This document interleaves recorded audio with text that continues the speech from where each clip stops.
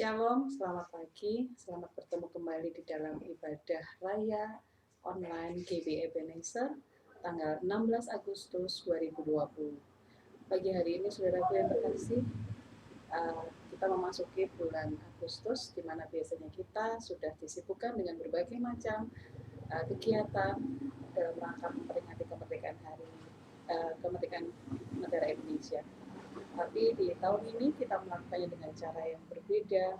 Kita tetap berkegiatan di dalam rumah, tetapi satu hal yang boleh kita ingat bahwa kemerdekaan yang kita alami sekarang ini merupakan perjuangan, hasil berjuang, hasil uh, upaya dari para pahlawan yang sudah mendahului kita. Dan kalau kita boleh uh, mengingat bahwa tujuan dari memperingati kemerdekaan itu juga mengingat perjuangan para pahlawan yang tujuannya juga memberikan teladan bagi kita sebagai generasi berikutnya untuk bisa mempertahankan kemerdekaan negara ini.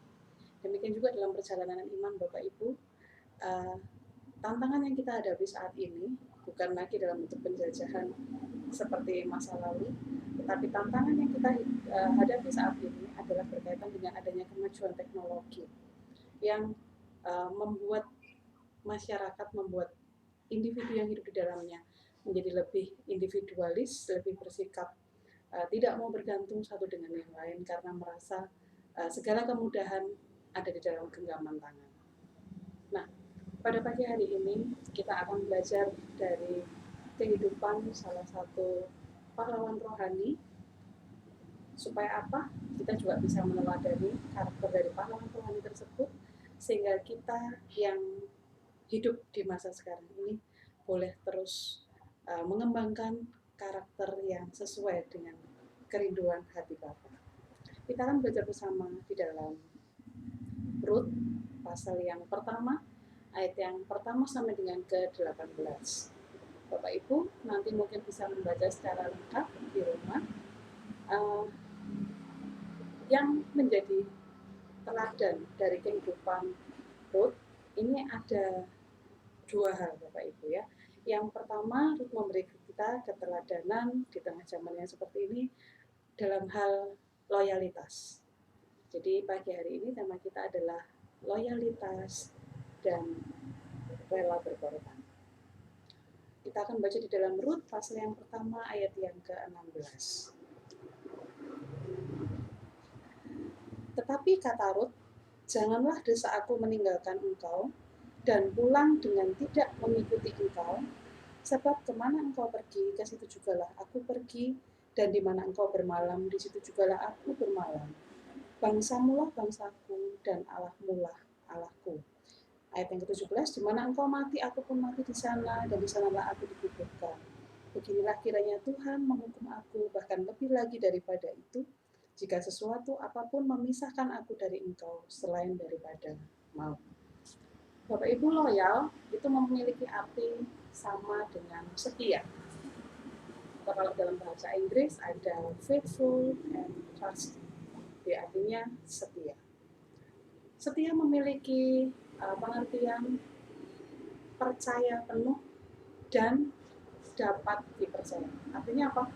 Dari diri kita memiliki kepercayaan yang penuh terhadap sesuatu atau terhadap seseorang, dan orang lain pun juga melihat diri kita ini sebagai pribadi yang dapat dipercaya. Jadi yang namanya setia ini memiliki dua sisi kepercayaan, dua sisi.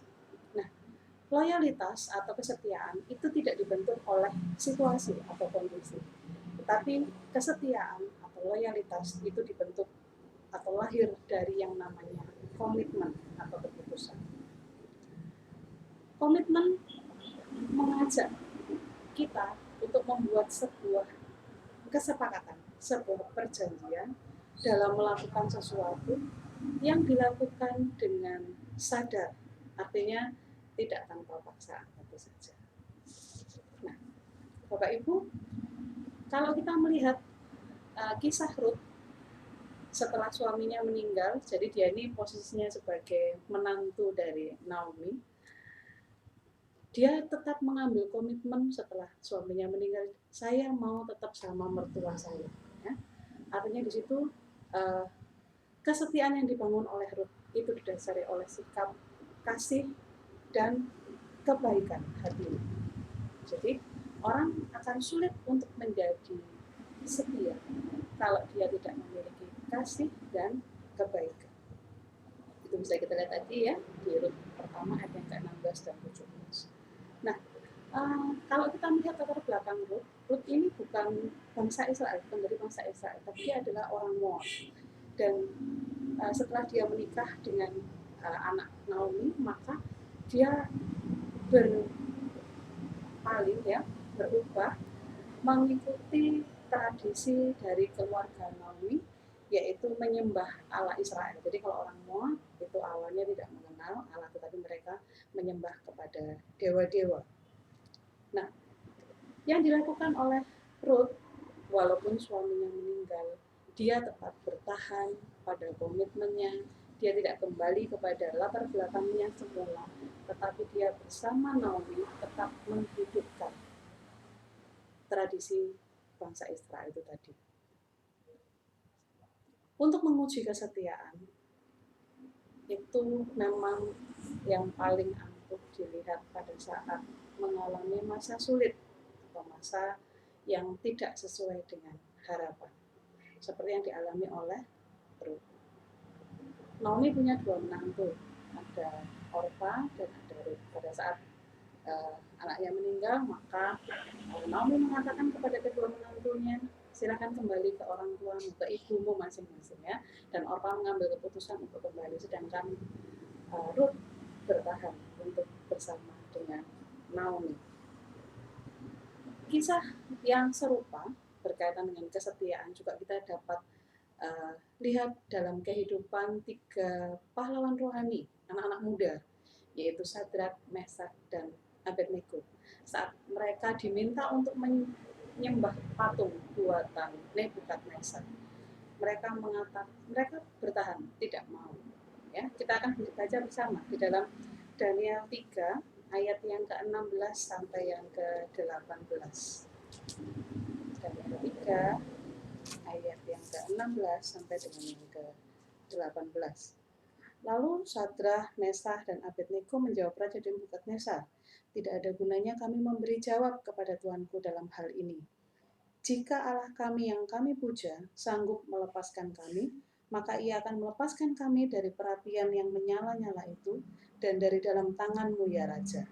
Tetapi seandainya tidak, hendaklah Tuanku mengetahui ya Raja, bahwa kami tidak akan memuja dewa Tuanku dan tidak akan menyembah patung emas yang Tuanku dirikan. Jadi mereka punya ketetapan hati bahwa Allah akan menyelamatkan mereka dari hukuman masuk ke dapur yang sangat panas. Tetapi andai kata Allah juga tidak menyelamatkan dalam kondisi tersebut, maka mereka tidak akan berubah setia. Itu yang disebut dengan kesetiaan, komitmen. Mungkin saat-saat ini Bapak Ibu di dalam pekerjaan kita mengalami masa susah ya. Mungkin ada yang gajinya dipotong, ada yang mungkin mengalami kondisi ketidakadilan.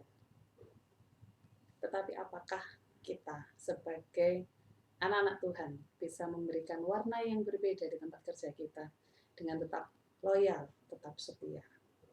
Mungkin di dalam pelayanan kita tidak dipandang, dianggap remeh, dianggap mungkin nggak ada artinya apa-apa. Tetapi apakah kita tetap mau setia di dalam pelayanan? Di dalam keluarga, mungkin kita sedang mengalami ekonomi yang susah, yang sulit. Mungkin sedang menghadapi keadaan anak-anak yang susah diatur. Tetapi apakah kita masih memiliki kesetiaan untuk melayani di dalam keluarga? Kalau mungkin kita pokoknya anakku nanti tiap hari tak sapa, tak ajak berkomunikasi. Pada saat itu mengalami kondisi yang susah, yang sulit, apakah kita tetap setia untuk melakukannya? Bapak Ibu, kalau kita setia, dikatakan kita memiliki uh, karakter yang loyal, yang setia, maka ada buah yang kita peroleh. Kita lihat sama-sama dalam Rut 2 ayat yang ke-10 sampai yang ke-12. Rut pasal yang kedua ayat yang ke-10 sampai yang ke-12. Di sana Bapak Ibu kalau membaca, maka kita akan melihat bahwa kebaikan hati dan juga kasih Rut kepada Naomi itu dikenal atau diketahui oleh semua orang. Ya, jadi pada saat mereka kembali ke tanah Yehuda, jadi setelah semua suaminya meninggal, anak-anaknya meninggal, Naomi mengajak Rut ini kembali ke tanahnya, ke tanah Yehuda, maka orang melihat, oh Naomi kembali dengan menantunya, dan mereka melihat cara hidup Rut yang begitu setia melayani Naomi, maka di situ tersiarlah kabar bagaimana kasih dan kebaikan dari Rut kepada semua. Nah, kasih dan kebaikan yang dilakukan oleh Rut ini mendatangkan berkat bagi Rut dan juga bagi mertuanya, yaitu belas kasih dari Boas. Mereka boleh mengambil jelai-jelai gandum untuk mereka makan. Kemudian kalau kita lihat tadi dari Daniel, Bapak Ibu bisa lihat nanti di Daniel 3 ayat yang ke-28 sampai dengan yang ke-30. Saat Sadrak, Mesak, dan Abednego tetap setia kepada Tuhan, walaupun mereka harus masuk ke dalam hukuman dapur yang sangat panas, Tuhan memberikan perlindungan. Di sana mereka tidak ada bau terbakar sedikit pun, bahkan pada baju dan rambutnya tidak dijumpai ada bau kosong sedikit pun. Menunjukkan bahwa di sana saat kita setia, maka ada perlindungan, ada penjagaan Tuhan. Dan juga Bapak Ibu, kalau kita lihat di ayat yang ke-30, maka di sana Sadrak, Mesah, dan Abednego mengalami promosi dalam hal status sosial. Mereka diangkat menjadi pejabat tinggi. Saya tidak mengerti apa menjadi pergumulan Bapak Ibu, tapi saat kita mau belajar setia, tadi katakan buah kesetiaan akan mendatangkan hal yang baik dalam kehidupan kita. Yang kedua Bapak Ibu yang kita pelajari dari kehidupan Rut ini dengan komitmennya, dengan kesetiaannya untuk bersama dengan Naomi, ternyata menuntut sebuah konsekuensi, sebuah tanggung jawab yang harus dilakukan Rut, yaitu dia harus tetap mau rela berkorban. Dalam bentuk apa? Tadi saya di awal saya katakan, saat dia harusnya bisa kembali ke ibunya, dia bisa enak, nggak usah susah-susah. Tapi saat dia ambil keputusan untuk bertahan dengan Naomi, maka dia harus berusaha bekerja untuk bisa menghidupi dirinya dan juga Naomi. Makanya dia memungut jelai-jelai gandum dari kebun milik Boas. Nah, dia harus mau bekerja keras, artinya dia harus mau berjuang untuk mewujudkan kesetiaannya tadi. Tantangan saat ini Bapak Ibu kepada kita, Tuhan menyatakan, maka kita berkorban. Saat ini dunia sedang tentang dalam hal individualisme. Orang mulai berlomba-lomba untuk memikirkan tentang dirinya sendiri. Tetapi pagi hari ini Tuhan mengingatkan kita untuk kita tidak ikut di dalam arus dunia yang individualisme. Tapi kita ditantang, maukah kita berkorban buat orang lain? Mungkin buat keluarga kita, mungkin buat anak-anak kita, ya, pelayanan kita. Maukah kita berkorban untuk orang lain? Yang kedua, tantangannya mungkin kita mengatakan, oh iya, gampang lah aku mau berkorban. Tuhan katakan, maukah kita berkorban? Meski mungkin pengorbanan kita tidak diingat, meski mungkin tidak ada ucapan terima kasih yang tersampaikan kepada kita. Mungkin juga kita sampai pada taraf merugi. Artinya apa? Terlalu besar sudah pengorbanan yang kita lakukan, sehingga kita tuh sampai rasanya, aduh aku harus berkorban kok ini ya, tapi kok tetap aja ya, apakah kita masih tetap mau berkorban? Atau kita sudah menjadi lelah untuk berkorban dan mulai tawar-menawar dengan Tuhan. Tuhan, kalau yang itu aku mau sih berkorban. Kalau yang ini ya jangan. Apakah seperti itu? Yang ketiga, dalam hal berkorban, maukah kita tetap rela berkorban saat kondisi kita, status kita baik atau diberkati?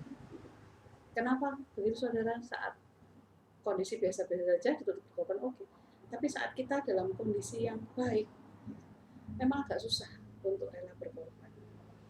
Satu contoh saudara, misalkan saudara seorang pimpinan, saudara seorang mungkin punya kedudukan ya, kemudian dihina, diremehkan, diolokkan gitu. Kita punya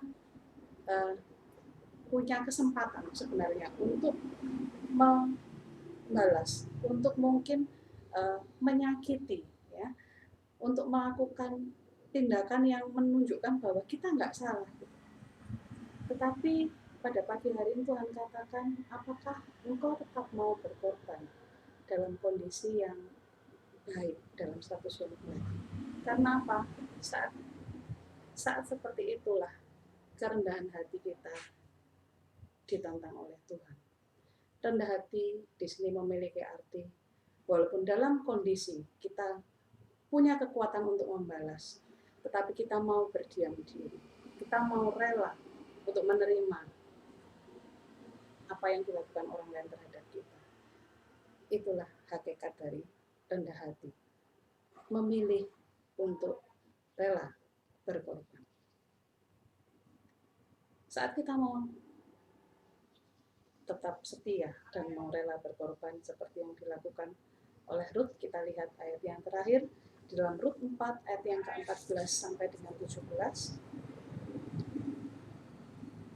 Sebab itu perempuan-perempuan berkata kepada Naomi, terpujilah Tuhan yang telah rela menolong engkau pada hari ini dengan seorang penebus, termasuklah kiranya anak-anak itu di Israel, dan dialah yang akan menyegarkan jiwamu dan memelihara engkau pada waktu rambutmu telah putih, sebab menantumu yang mengasihi engkau telah melahirkannya, perempuan yang lebih berharga bagimu dari 7 anak laki-laki. Dan Naomi mengambil anak itu serta meletakkannya pada pangkuannya, dan dialah yang mengasuhnya. Dan tetangga-tetangga perempuan memberi nama kepada anak itu. Pada Naomi telah lahir seorang anak laki-laki, dan mereka menyebut namanya Obed. Dialah ayah Isai, ayah Daud. Kita lihat saudara, saat Naomi setia dan dia rela berkorban, dia yang seorang Moab harusnya bukan termasuk orang pilihan, tetapi oleh Allah diberikan kesempatan untuk masuk di dalam rencana Allah. Bahkan dialah yang melahirkan nenek moyang dari Daud yang nantinya juga akan menjadi generasi nenek moyang dari penyelamat Kristus. Saudaraku, pagi hari ini Tuhan mengajak kita untuk membangun karakter loyal, setia, dan juga rela berkorban. Mari kita belajar untuk taat, melakukan apa yang menjadi bagian kita, dan biarlah Tuhan yang akan melakukan bagian Tuhan. Meskipun kita mengalami ketidakadilan, tetap berlaku benar. Dan kesetiaan serta kerelaan untuk berkorban akan membawa kita masuk di dalam rencana. Demikian firman Tuhan yang bisa kami bagikan bagi hari ini, berarti menjadi berkat buat kita sekalian dalam mengiring, dalam mengisi bacaan hidup di dunia. Mari kita berdoa. Selamat pagi Tuhan Yesus. Terima kasih Engkau sudah menguatkan kami pagi hari ini dalam firman bahwa kehidupan kami saat ini mengalami tantangan bukan dalam bentuk penjajahan secara jasmani, tetapi tantangan-tantangan untuk mengunggulkan diri kami masing-masing, individualisme, egoisme yang begitu muncul dalam bentuk mengasihi diri sendiri. Tapi pagi hari ini Tuhan mengingatkan kami untuk selalu belajar mengembangkan sikap loyal, sikap setia, dan juga rela berkorban dengan penuh kerendahan. Karena ketolong kami Tuhan untuk bisa menghidupkan firman-Mu di dalam kami menjalani kehidupan kami, sehingga semakin hari kita diri kami boleh kita jumpai semakin layak dan berkenan. Terima kasih Bapa untuk firman-Mu, di dalam nama Yesus kami berdoa. Haleluya. Terima kasih saudara, selamat pagi, Tuhan Yesus memberkati.